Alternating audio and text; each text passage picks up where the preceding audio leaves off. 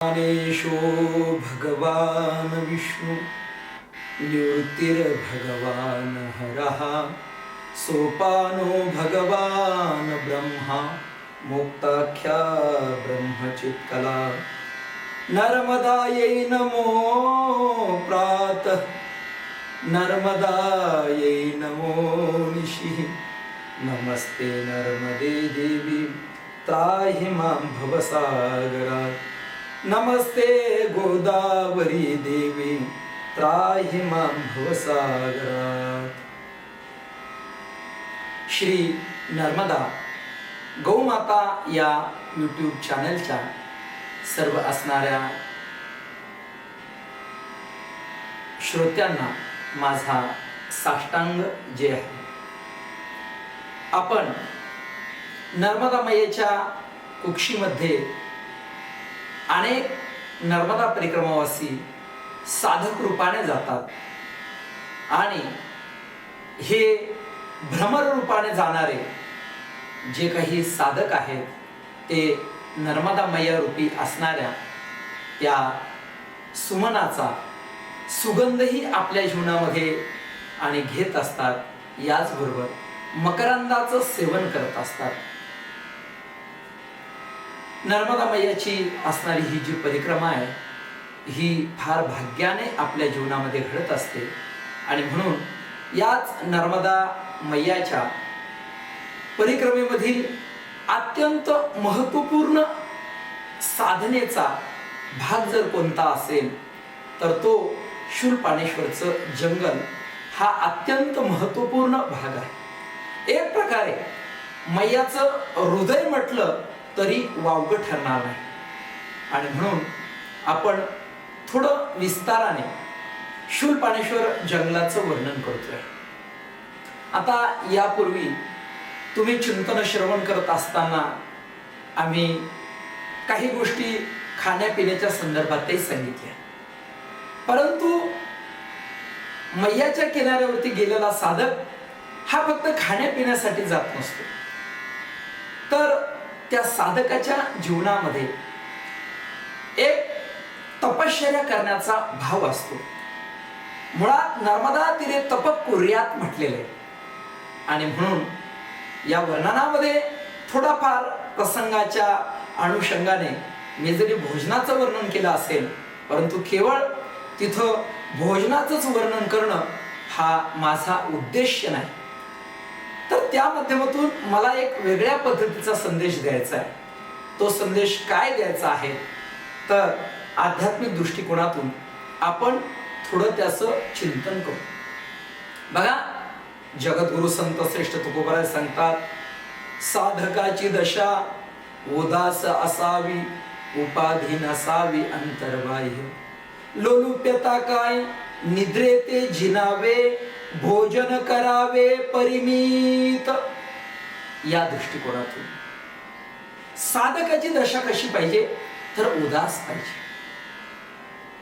उदास होण्यासाठी दोन प्रकारच्या गोष्टी जीवनामध्ये अत्यंत महत्त्वाच्या आहेत, एक असंबंध ज्ञान आणि दुसरं मिथ्या ज्ञान।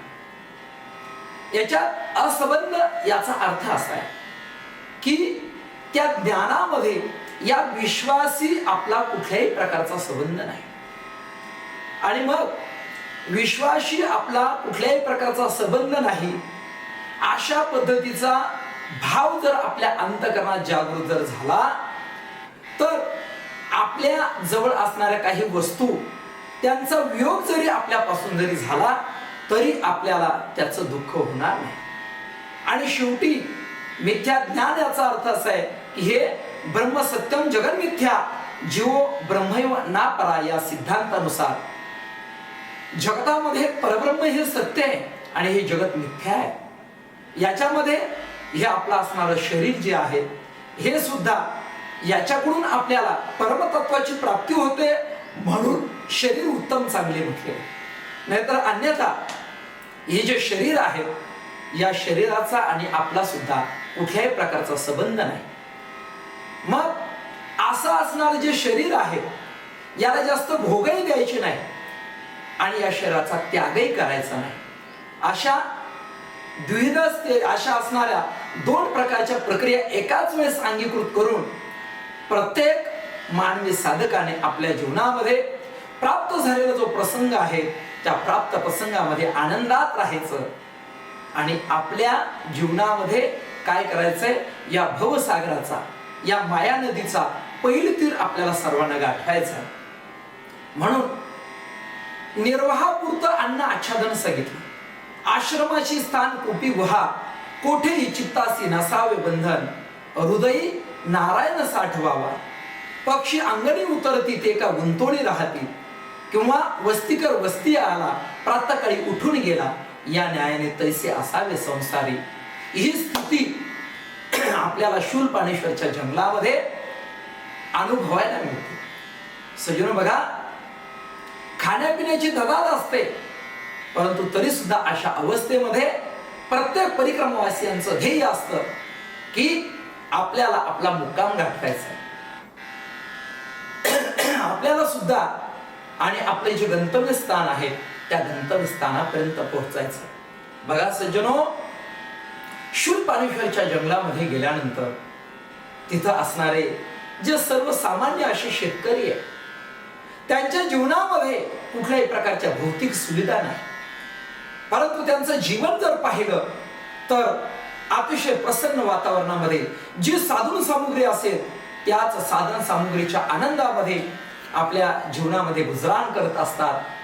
आणि मैयेच्या कृपेने मैयाचं जल त्यांच्याही पोटामध्ये कळत न कळत जरी जात असेल, त्यांना फार कळतही नसेल की हे जल पिल्यानंतर आपल्या जीवनामध्ये फार मोठी साधना होते, तरी परंतु जसं नामस्मरण कोणत्याही दृष्टिकोनातून मुखामध्ये जरी आलं तरी सुद्धा ते नामस्मरण वाया जात नाही, तसं हे सर्वसामान्य लोक त्या किनाऱ्यावरती राहतात, जरी त्यांना ज्ञान नसेल की या जलाचा काय प्रभाव आहे, तरी सुद्धा त्यांच्या जीवनामध्ये सुद्धा मैयाची विशेष कृपा आहे, कारण का त्यांना सुद्धा मैयाने आपल्या कुशीमध्ये घेतलेलं. बघा सज्जनो, त्या शूलपाणेश्वरच्या जंगलामध्ये ज्या वेळेस आम्ही गेलो आणि गेल्यानंतर अशा असणाऱ्या जंगलामध्ये वास्तविक जर पाहिलं तर त्यांच्याकडे कुठल्याही प्रकारची सामुग्री जरी नव्हती, तरी सुद्धा ही जी मंडळी होती, या मंडळीच्या जीवनामध्ये अतिशय आनंदाने ते आपलं जीवन काय करतात, जगतात.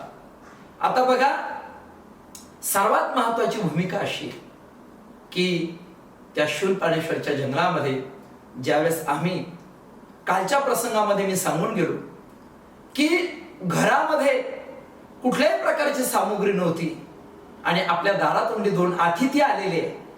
हा असणारा अतिथीचा जो धर्म आहे, कारण जो तिथी न पाहता येतो त्याला अतिथी म्हणतात, आणि असा अतिथीचा धर्म त्या दोघा पती पत्नीने कसा सांभाळला. आणि आम्हाला त्या ठिकाणी काय केलेलं आहे, एक नारळ दिलं आणि त्या नारळावरती आम्ही आमची एकादशीचं व्रतवैकल्य जे आहेत, तर त्या व्रतवैकल्याच्या दृष्टिकोनातून पायी चालून थकलेलो होतो, म्हणून तेवढंच नारळ सुद्धा त्याच्यात सुद्धा आम्ही पण प्रसन्न राहिलो. असो, त्या ठिकाणून आम्ही प्रस्थान केलं आणि प्रस्थान केल्यानंतर पुढे रस्त्याने चालत राहिलो. एक 3-4 वाजेची वेळ झाली आणि 3-4 वाजता मात्र पुन्हा आमच्यापासून बाजूला गेलेले बंगाली बाबा, त्या बंगाली बाबाची पुनश्च आम्हाला भेटगाठ झाली. आणि भेटगाठ झाल्यानंतर आम्ही सर्वजण एके ठिकाणी अशी मोठी झोपडी होती आणि आम्हाला पाणी पण प्यायचं होतं, म्हणून त्या झोपडीमध्ये आम्ही काय केलेलं आहे, प्रवेश केलेला आहे. झोपडीमध्ये प्रवेश केल्यानंतर आतमध्येच पाहिलं तर एका कोपऱ्यामध्ये आम्हाला शेळ्या बकऱ्या पाहायला मिळाल्या, एका कोपऱ्यामध्ये कोंबड्या पाहायला मिळाल्या, एका कोपऱ्यामध्ये ते कबूतर पाहायला मिळाली, आणि आतमध्ये पाहिलं तर तीर कामठा टांगलेला होता. एका कोपऱ्यामध्ये काही कुऱ्हाडी होत्या, एका कोपऱ्यामध्ये म्हणजे असे आयुध वगैरे मध्ये पाहिले. आणि आम्ही म्हटलो, आता या मोदके कुयेमध्ये आपण कशाला होऊन आलो. आणि अशा पद्धतीचा भाव आमच्या अंतःकरणामध्ये जागृत झाला. म्हटलं, आता पुन्हा हे काही आमच्याकडे मागतात की काय, काही असलेलं घेऊन टाकतात की काय, असं म्हणून थोडं आम्ही घाबरलेलोच होतो. परंतु आतमध्ये गेल्यानंतर अनुभव खूप चांगला आला. ते जे मामा जे होते, वेशभूषा त्याच पद्धतीची, हाफ बाईचा शर्ट होता, छोटीशी पॅन्ट त्या ठिकाणी घातलेली होती, डोक्याला टापशी गुंडाळलेली होती, ते गोंदलेलं वगैरे अशा पद्धतीच ते मामा. आणि मग त्या आतमध्ये गेल्यानंतर त्यांनी आम्हाला विचारलं, आपको क्या चाहिए? मग आम्ही सांगितलं थोडासा जलपान करने के लिए हम आए हैं. आणि मग त्यांनी आम्हाला जलपान दिलं. जलपान दिल्यानंतर ते जे मामा होते तर त्या मामांनी आम्हाला विचारलं, महाराज जी क्या सेवा करू आपकी? बघा सजनो, जीवनामध्ये त्यांच्याकडे काहीच नाही तरी सुद्धा आपल्याकडे आलेले हे जे अतिथी आहेत यांना काहीतरी द्यावं अशी सद्बुद्धी त्यांच्या अंतःकरणामध्ये पाहिली. खऱ्या अर्थाने सजनो, त्या शूलपाणेश्वरच्या जंगलामध्ये या व्यक्तींकडून फार काही शिकण्यासारखं आहे, फार काही आदर्श घेण्यासारखं आहे. आम्हाला अतिशय आनंद वाटला. मग त्यांना आम्ही सांगितलं कि आज हमारी 11 है, आज हमारा उपवास है, आज हमारा व्रत है, इसलिए हम दूसरी चीज कोई नहीं पाएंगे, रोटी बिटी कुछ नहीं पाएंगे. तो ठीक है बोले महाराज, आपको छाछ चलेगा? मग त्यांनी विचारलं आम्हाला, तुम्हाला ताक पाहिजे का? असं म्हटल्यानंतर आम्ही त्याला सांगितलं ठीक आहे, चलेगा. आणि असं म्हटल्यानंतर त्या मामांनी काय केलं, ते अल्युमिनियमचे असणाऱ्या त्या ताटल्या, ती अल्युमिनियमची असणारी ताट, त्या ताटामध्ये आणि ते ताक टाकून आणलेले. सजनो, आता माझा स्वभाव पूर्वीपासून असा होता की लहानपणापासून घरामध्ये कुठल्याही प्रकारचा मांसाहार नाही, लहानपणापासून हाड सुद्धा बाटलेलं नाही आणि कोणाच्या घरी फार जेवण्याची सवय नाही. परंतु अशा प्रसंगामध्ये ज्यावेळी त्या आतमधल्या कोंबड्या, शेळ्या, बकऱ्या पाहिल्या, आमच्या लक्षात आलं की निश्चितच घरामध्ये मांसाहार असणार. परंतु प्रसंग अतिशय कठीण होता, त्यामुळे नाविलाज होता. नाहीतर 9-10 दिवस तिथं आपण कोणी शुद्ध शाकाहारी माणसाच्या घरामध्ये जाणं आपल्याला शक्यच नव्हतं, नाविलाज होता त्या गोष्टीला. आणि म्हणून ते ताक ज्यावेळेस त्या ताटल्यांमध्ये आलं आणि आल्यानंतर ते काळं कुळकुळीत अशा पद्धतीचं होतं. ते ताक ज्यावेळेस पोटामध्ये घ्यायला गेलो, मी ते ताक मध्ये लोटायचो आणि ते ताक बाहेर येण्याचा प्रयत्न करायचा त्या ठिकाणी. अशी परिस्थिती निर्माण झाली. पण म्हटलं आता बोलता म्हणता काही सोय नाही, इथं आपण आलेलोय. आणि मग कसं तरी ते ताक मध्ये ढकललं आणि ढकलल्यानंतर तिथून आम्ही प्रस्थान केलं. आता प्रस्थान केल्यानंतर पुढे जे काही बाकीचे इकडे तिकडे गेलेले जे साधक महात्मे होते, जे काही परिक्रमावासी होते, त्यांची आमची भेट झाली. आणि भेट झाल्यानंतर पुढे मात्र त्यावेळी तो नर्मदामयाचा किनारा अतिशय खतरनाक होता. आता तो सर्व भाग सरदार सरोवरामध्ये लुप्त झालेला आहे. आताची जी परिक्रमा आहे ती कित्येक किलोमीटर बाहेरून झालेली आहे, जंगलातूनच आहेत पण कित्येक किलोमीटर बाहेरून झाले, कारण आता सर्व पाणी साठलं गेलेलं. त्यावेळेस कुठल्याही प्रकारचं पाणी नव्हतं, कारण सरदार सरोवराचं काम नुकताच चालू झालेलं होतं. आणि म्हणून आम्ही ज्यावेळेस गेल्यानंतर एके ठिकाणी नर्मदामयाचा असा खोलच्या खोल प्रभाव होता आणि दोन्ही बाजून डोंगर होते आणि त्या डोंगरावरून आम्हाला जायचं होतं. परंतु एके ठिकाणी इतकी निमुळती अशा पद्धतीची वाट होती, तेवढीच एक वाट होती फक्त, आणि ती पण अतिशय निमुळती. आणि खाली वरून आलेली जी माती होती त्या मातीचा असा थर साठलेला होता. आता आम्ही ज्यावेळेस तिथं गेलो, चालणं अतिशय मुश्किल होतं. परंतु कसं तरी आम्ही तिथं चाललो. आणि जाता जाता आम्ही सर्वच 8-9 साधक सर्वच तिथून चाललेलो होतो. तेवढ्यामध्ये आमच्यापैकी असणारे बंगाली बाबा जरा थोडेसे घाबरट होते. आणि म्हणून घाबरट असलेले बंगाली बाबा त्यांचा पाय घसरला आणि पाय घसरल्यानंतर बंगाली बाबा खाली घसरायला लागले. आमचे बाळासाहेब महाराज त्यांना हात देत आहेत, परंतु हात देण्याच्या आतमध्येच बंगाली बाबा थोडेसे खाली गेले. खाली गेल्यानंतर आता प्रश्न पडला काय करायचं. आणि म्हणून मी बाळासाहेब महाराजांचा हात धरला आणि एकीकडे एक झाड होतं, त्या झाडाला मी माझा हात लावला वरती. छोटसच एक असं छोटस झाडाचा बुंदा त्या ठिकाणी होता, त्या झाडाला मी हात लावला. आणि बाळासाहेब महाराजांचा जो हात होता तो हात काय केला, मी हातात धरला. परंतु तेवढ्यामध्ये महात्मा पुन्हा खाली सटकायला लागले. तोपर्यंत पुन्हा ते खाली गेलेले होते. वरती येण्याचा प्रयत्न करायचा आणि घाबरल्यामुळे ते अजून खाली चालले. आता मात्र नाविलाज झाला. मी बाळासाहेब महाराजांना सांगितलं, म्हटलं महाराज तुम्ही या झाडाच्या बुंद्याला धरा. महाराजांनी झाडाच्या बुंद्याला धरलं. त्यांचा हात मी माझ्या हातामध्ये धरला आणि माझी लुंगी सोडली. आणि लुंगी सोडल्यानंतर ते जे बंगाली बाबा होते त्यांच्याकडे सोडली आणि सोडल्यानंतर बंगाली बाबाने त्या लुंगीला धरलं. तेवढ्यामध्ये त्या बंगाली बाबांकडे एक पाण्याचा तुंबा होता, म्हणजे असा भोपळा होता. आणि तो भोपळा त्यांच्या हातामधून सटकला आणि तो सरळ मैयाच्या दिशेने गेलेला आहे. आणि अशा परिस्थितीमध्ये कसं तरी बंगाली बाबा तो तुंबा सावरण्यासाठी गेले. आधी खाली जायला लागले, परंतु त्यांना म्हटलं आता त्याची हे सोडा आणि तुम्ही काय करा, ही लुंगी धरा. लुंगी बाबांनी धरली आणि धरल्यानंतर त्या लुंगीला धरून बाबा आणि वरती आले. आल्यानंतर कसं तरी आम्ही त्यांना धरून आणि त्या निमुळत्या जागेवरून पैल तीराला त्या ठिकाणी पैल बाजूला गेलो. तेवढाच असणारा तो भयानक खडतर अशा पद्धतीचा रस्ता छोटासा आम्ही पार केला. अशा प्रसंगामध्ये अगदीच भीती वाटावं असं वातावरण. कारण का की खाली नर्मदा मातेच्या प्रवाहामध्ये त्यावेळेस आम्ही स्वतः मगरमच्छ तिथं पाहिले. अशा परिस्थितीमधून आम्ही कसं तरी पुढे निघालो. पुढे निघाल्यानंतर रात्री मात्र आमचा मुक्काम एके ठिकाणी एक साधूंचं स्थान होतं. त्यांचा आश्रम त्या शूलपाणेश्वरच्या जंगलामध्ये होता. अशा साधूंच्या आश्रमामध्ये आम्ही गेलो. गेल्यानंतर एकादशीचा दिवस होता. बाकीचे जे काही साधक होते त्यांच्यासाठी तिथून थोड्याफार प्रमाणामध्ये अन्न त्यांनी दिलं, परंतु आमचा मात्र उपवास होता. आणि आमचा उपवास असताना मग मात्र तिथं त्या साधकांनी आम्हाला काय केलेलं आहे तर थोड्या शेंगा खाण्यासाठी दिल्या. त्या महात्म्याने शेंगा खाण्यासाठी दिल्या. त्या शेंगा आम्ही खाल्ल्या. आता रात्रीचा प्रसंग तुम्हाला सांगतो बघा. हे साधू महात्मे जे होते, महात्मे फार चांगले होते. आता आमच्या सोबत सुद्धा जे बंगाली बाबा होते त्या बंगाली बाबाचं वैशिष्ट्य मी तुम्हाला सांगतो बघा. आम्ही शूलपाणेश्वरच्या जंगलामध्ये प्रवास करत असताना कधी कधी 15-20 किलोमीटरचा खडतर प्रवास केलेला आहे. ते आमच्या बरोबर बराच कालखंड त्या ठिकाणी चालले. परंतु त्यांचं एक वैशिष्ट्य होतं. रात्रीच्या समयी ते महात्मा किती जरी थकलेले असले तरी रात्री 12 वाजता ते उठायचे. उठल्यानंतर पहिल्यांदा एक चिलिमीचा एक झुरका मारायचा, चिलीम ओढायची आणि त्याच्यानंतर ते रात्रीचे ध्यानस्थ बसायचे. असा त्यांचा उपक्रम होता. आता बघा 1 तास ते महात्मा रोज रात्री ध्यानस्थ बसायचे. मी बऱ्याच वेळ त्यांना पाहिलं. त्या महात्म्याची स्थिती सुद्धा मला एक वेगळ्या पद्धतीने आम्हाला अनुभवायला मिळाली.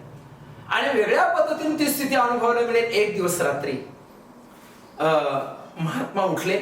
उठल्यानंतर त्यांनी गांजेची चिलीम भरली आणि गांजेची चिलीम भरल्यानंतर ते ध्यानस्थ बसले. आता त्यांनी ज्यावेळेस चिलीम भरली त्यावेळेस मी उठून बसलो. उठून बसल्यानंतर त्यांना असं वाटलं उठला असेल हा सहज, परंतु नंतर त्यांचं पूर्ण ध्यान होईपर्यंत मी तसा जागा होतो. मग त्यांनी मला प्रश्न विचारला, क्या ज्ञानेश्वर तुझे आज नींद नहीं आ रही? मी म्हटलं महात्मा जी सही है, आज मुझे नींद नहीं आ रही. बोले क्यों? आणि मग मी त्यांना म्हटलं महात्मा जी देखो, हमने हमारी जो नर्मदा मैया की परिक्रमा है उत्तर तट से आरंभ की थी और हम अमरकंटक पार होके आए. ते महात्मा आम्हाला राजघाटाच्या अगोदर भेटलेले होते आणि म्हणून हम अमरकंटक पार होके आए. मैंने आज तक सुना है कि ऐसे कितने साधक मुझे मिले और वो साधकों का अनुभव यही था कि उनको किसी न किसी रूप में नर्मदा मैया का दर्शन हुआ था. कोणी सांगितलं मला या रूपामध्ये नर्मदा मैयाचं दर्शन झालं, मला मगरीच्या रूपात नर्मदा मैयाचं दर्शन झालं, काहींना गाईच्या रूपात दर्शन झालं, काहींना छोट्या बालिकेच्या रूपामध्ये दर्शन झालं. एवढंच नाही तर या शूलपाणेश्वरच्या जंगलामध्ये काहींना अश्वत्थामांचं सुद्धा दर्शन झालं. असे दिव्य अनुभव साधकांचे या शूलपाणेश्वरच्या जंगलामध्ये होते. आणि मला करीबन त्या शूलपाणेश्वरच्या जंगलामध्ये येईपर्यंत किमान 4.5 महिन्याचा कालखंड व्यतीत झालेला होता. आणि म्हणून माझं अंतकरण असं थोडस व्यतीत झालेलं होतं.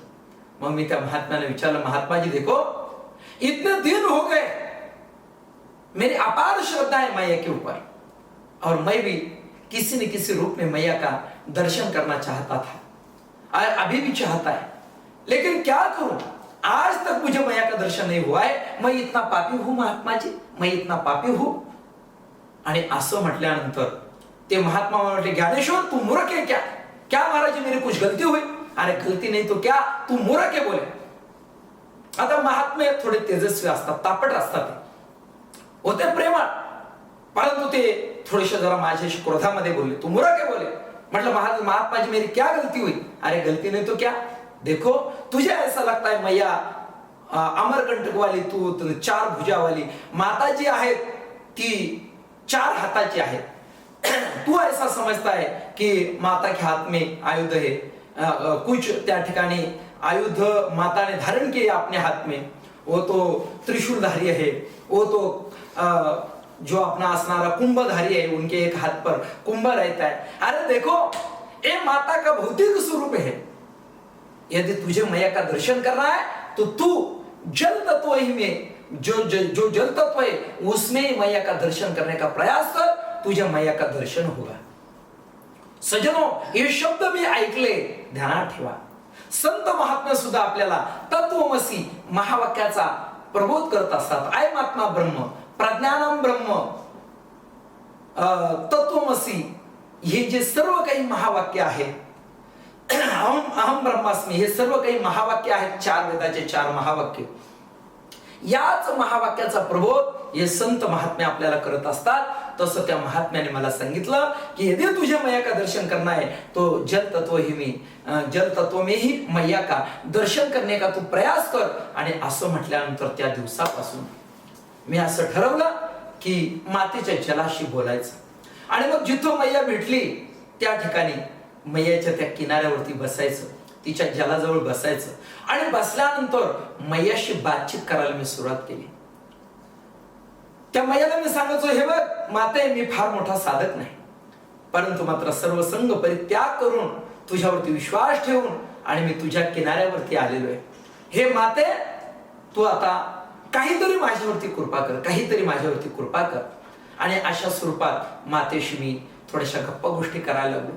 ती आई आहे, माई रेवा के बालक है, मैया दूध पिलावते. आणि ध्यानात ठेवा सजनो, माई रेवा के बालक है, मैया दूध पिलावते म्हणजे याचा अर्थ भौतिक दूध ते तर ती पाजते, ती गोष्ट सोडून द्या. परंतु खऱ्या अर्थाने आपल्या जीवनामध्ये ज्ञानामृताचं भोजन ती माता आणि काय करत असते, बालकांना भरवत असते. किंबहुना आपल्या जीवनामध्ये परिपूर्णतेसाठी लागणारी जी साधना आहे त्या पद्धतीनं ती काय करत असते, ज्या साधकाची जशी ज्याची भूक आहे, जे ज्याचे जेवण त्याची याचकासी दान, या न्यायाने माता बरोबर त्या त्या पद्धतीनं त्या बालकाचा अधिकार पाहून आणि त्याला अंतकरणामध्ये अगदी बरोबर त्याच्या अंतकरणामध्ये तत्वज्ञानाचं अमृत ती काय करत असते, भरवत असते. सजनो, माझ्या त्या मैयाशी एकरूप होण्याच्या दृष्टिकोनातून त्या महात्म्याने जे काही तिथं जी वचन महात्म्याच्या मुखामधून पडली ती माझ्यासाठी अगदी तत्वमस्यादी महावाक्य होती. आणि म्हणून त्या महावाक्याचा माझ्या अंतकरणावरती परिणाम झाला. आणि अंतकरणावरती परिणाम झाल्यानंतर मग मात्र मी तिथून पुढे अगदी अंतरंगतेमध्ये माझ्या जीवनामध्ये मी प्रवेश केलेला आहे. आणि अशा पद्धतीनं एक दिवस त्याचा परिणाम असा झाला की जल तत्व में ही मैया का दर्शन करने का प्रयास तू कर असं म्हटल्यानंतर एक दिवस मातेची कृपा माझ्यावरती झाली. आणि अमरकंटक पासून तर समुद्रापर्यंत जशी आकाशगंगा असते त्या आकाशगंगेच्या स्वरूपामध्ये स्वप्नामध्ये मैयाने मला एक दिवस दर्शन दिलं. सजन ध्यानात ठेवा, असा तो शूरपाणेश्वरच्या जंगलामध्येच आणि महात्म्यांच्या सानिध्यामध्ये आम्ही सुरुवातीला हे साधक भेटण्याच्या आतमधला हा प्रसंग आहे. सजनो, रात्रीच्या प्रसंगामध्ये आम्ही ज्यावेळेस तिथं थांबल्यानंतर हे महात्मे चिलीम प्यायचे. परंतु आमच्या सद्गुरू बालयोगीजी महाराजांनी आम्हाला सांगितलं होतं, हे बघा ध्यानात ठेवा, केवळ एखादा महात्मा चिलीम पितो, तो गांजा पितो म्हणून गांजा केस म्हणून त्याच्याकडे पाहू नका, गांजाडे म्हणून त्याच्याकडे पाहू नका. आपल्याला कोणापासून काय मिळेल काही सांगता येत नाही. म्हणून एखाद्या साधूचं जीवन आपल्याला नाही पटलं, त्यांच्या सानिध्यात थांबू नका, परंतु साधूची निंदा करू नका, साधूचा उपास करू नका. आणि मला कळालं की खरोखर हे जे साधू होते हे महान तपस्वी साधू होते. रात्री आमच्या 9-10 जणांची झुंड तिथं थांबलेली आहेत आणि अशा वातावरणामध्ये एक साधू आणि दुसरे साधू गप्पा छप्पा करत असताना त्या ठिकाणी प्रसंग असा निर्माण झाला की जे बिहारचे साधू होते, रामानंदी साधू होते, ते रामानंद साधू आणि एक क्षत्रिय कानपूरचे साधू या दोघांमध्ये चिंतन करत असताना, बोलत असताना थोडेसे एकमेकाचे शब्द घसरले आणि शब्द घसरल्यानंतर एक साधू म्हटले, हे क्या बकर बकर कर रहा है बोले. असं म्हटल्यानंतर ते कानपूरचे साधू, मुझे बकर बकर कह रहे बोले. असं म्हटल्यानंतर त्या साधूशी मोठमोठ्या आवाजात बोलायला लागले. मोठमोठ्या आवाजामध्ये बोलता बोलता दोन्ही साधू एकमेकावरती धावून गेले आणि मग काहींनी त्या रामानंद साधूला धरलं आणि मी त्या कानपूरच्या साधूला धरलं. अरे महात्मा जी, क्यों झगड़ा कर रहे हो? अरे कितना दिवस का अपना ये प्रवास है, कितने दिवस का अपना ये यातायात है? अरे हम जल्दी ये जंगल के बाहर पड़ने वाले हैं और बाहर जाएंगे तो एक दूसरे को हम कहाँ मिलेंगे, कब मिलेंगे, क्यों झगड़ा कर रहे? आणि असं म्हटल्यानंतर दोघांना आम्ही आवरलं आणि आवरल्यानंतर ते साधू आपल्या आपल्या असणाऱ्या आसनाजवळ जाऊन बसले. आसनाजवळ बसल्यानंतर थोड्या वेळाने ते जे रामानंद साधू होते त्यांनी आपली चिलीम काढली आणि गांजा मळायला सुरुवात केली. केल्यानंतर आता 5-10 मिनिटापूर्वीच भांडण झालेलं होतं, तर आमचे कानपूरचे साधू उठले आणि उठल्यानंतर त्या साधूच्या सानिध्यामध्ये जाऊन त्या ठिकाणी बसलेले आणि त्या साधूंच्या सानिध्यात जाऊन बसल्यानंतर चिलीम की हरिहर झाली आणि चिलीम की हरिहर झाल्यानंतर दोघं साधू पुन्हा एकमेकाच्या सानिध्यामध्ये त्यांनी गांजा प्यायला सुरुवात केली. सजोन ध्यानात ठेवा, हे जे असणारे साधू महात्मे त्यांच्या अंतकरणामध्ये कुठल्याही प्रकारचा त्या ठिकाणी क्रोध फार कालखंड राहत नाही. साधू सुद्धा प्रेमळ असतात. अशा पद्धतीने त्या शूलपाणेश्वरच्या जंगलामध्ये आमची जी यात्रा चालू होती त्या यात्रेमध्ये आम्ही खूप खूप आणि सुंदर पद्धतीचा आनंद त्या यात्रेमध्ये लुटलेला आहे. आता उद्याच्या प्रसंगामध्ये शूलपाणेश्वरचं काय महात्म्य आहे, त्या शूलपाणेश्वरचं महात्म्य या असणाऱ्या प्रवचनाच्या रूपाने, या सत्संगाच्या रूपाने मी आपल्या सर्वांच्या समोर ठेवणार आहे. आणि म्हणून उद्याचं असणारं शूलपाणेश्वरचं जे महात्म्य आहे ते श्रवण करण्यासाठी सर्वांनी अगदीच आपल्या अंतकरणामध्ये आपण जसे नर्मदा मायेच्या किनाऱ्यावरतीच गेलेलो आहोत अशी अंतकरणाची भावरूप अवस्था सर्वांनी तयार करायची आणि त्या लेवलवरती जाऊन आपल्याला शूलपाणेश्वराचा अतिशय सुंदर पद्धतीचा महिमा उद्याच्या सत्संगामध्ये, प्रवचनामध्ये आपल्याला ऐकायचा आहे. तोपर्यंत सर्वांना नर्मदे हर. रामकृष्ण हरी, रामकृष्ण हरी, रामकृष्ण हरी.